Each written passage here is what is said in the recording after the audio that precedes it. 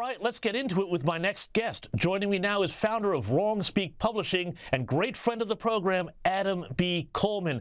Adam, thanks so much for joining us on the U.S. Report. And you have written a fantastic piece. Well, they're all fantastic, but this one's particularly good in the New York Post about the diversity, equity, and inclusion bubble and how it has burst. Tell us a bit about this. Yeah, basically, in the article, I try to detail how we saw an explosion of, narratives surrounding race right after the death of George Floyd. And it felt like corporations, amongst other institutions, like, we talk a lot about the schools, but corporations especially started taking on this model of diversity, equity, and inclusion. And this model is something that has existed for a number of years. The only difference is that prior, corporations didn't see the usefulness in having DEI within their model.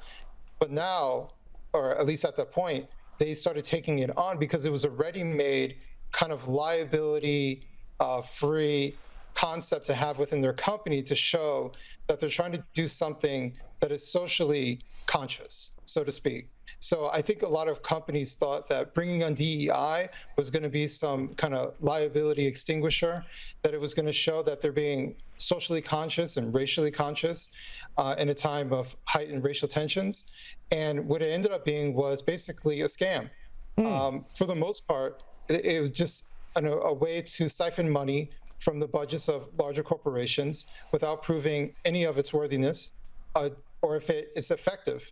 And then in the long run, when everything starts to calm down, after the riots calm down and everybody has lost fear, they're looking around and saying, what exactly is the benefit of this?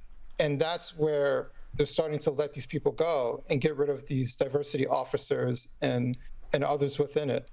Yeah, well, I mean, I've seen reports that, and I suppose this has to do with, a tighter economy, that suddenly there may not be as much sort of fat in the economy to afford this sort of, I guess, virtue signaling, to use a phrase. And a lot of these DEI officers, people who ran these departments for HR, often at very high salaries, they're starting to get let go, aren't they?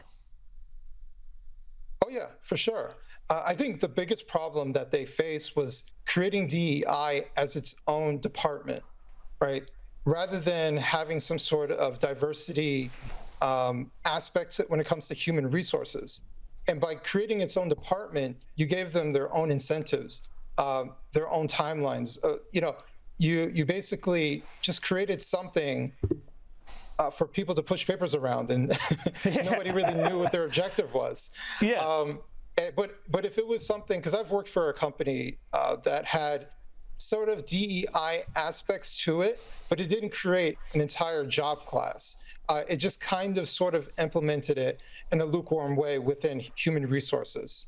Well, I mean, there is this thing, and I think a lot of people watching the show will know, if they work in the corporate world, that it's always sort of bubbling away there in the background. But then, the big obvious example for all of this is what happens when it bursts forth out of the HR departments and starts actually affecting business decisions. And I suspect that everybody would be thinking right now that Bud Light is the biggest example of what happens when essentially you turn the whole cart around and suddenly the DEI people, the diversity, equity, and inclusion mob, starts to design your marketing strategy. That's come back around on them and would be a pretty painful case, I would expect, for a lot of other corporations, Adam. Yeah, obviously, everybody's looking at what happened with Budweiser and everything that they're going through, even to this day. I think the model of trying to have some public face when it comes to social issues is a failing model, because ultimately, if you have a good product, people will buy it. It doesn't matter. And if you have something that is not controversial, then you have a wider audience you can sell to. Because at the end of the day, it's about making money.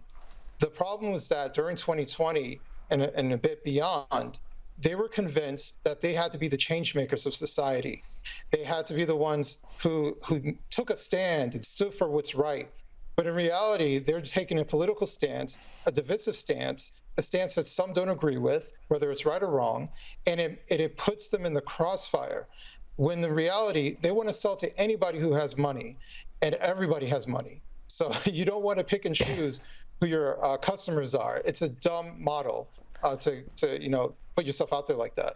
Well, and Adam, one of the things that I saw absolutely fascinating is that now actually the people who really, help run the business world, the credit agencies, are starting to look at this and say, hang on, this is actually a business risk. Because I noted that S&P Global has stopped handing out scores to corporate borrowers on ESG criteria, which is the environmental, social, and governance, which is kind of like another version of DEI. Does this suggest that all of these sort of big corporate kind of behind-the-scenes finance companies and credit agencies have suddenly realized that they, too, could be winding up with a big loss on their bottom line if ultimately they wind up doing things that people are just annoyed by? Yes. I think they're starting to realize that, one, this seems like a trend. Two, there may not be as much benefit as they thought because it does imply some sort of risk. And what they seem to be worrying about is a social risk of a blowback. And companies are hesitant to try their best to adhere to a score that could make some of their customers angry.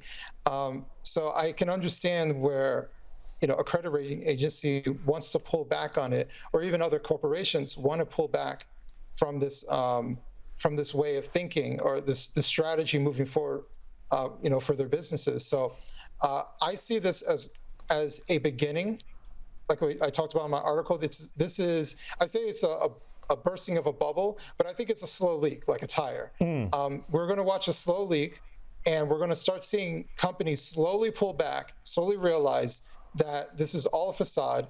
It's not worth anything, and they lost money in the process. Adam Coleman, thank you so much. We will watch that bubble burst and watch it with great pleasure. Thank you so much, Adam Coleman, and you can read his stuff in the New York Post.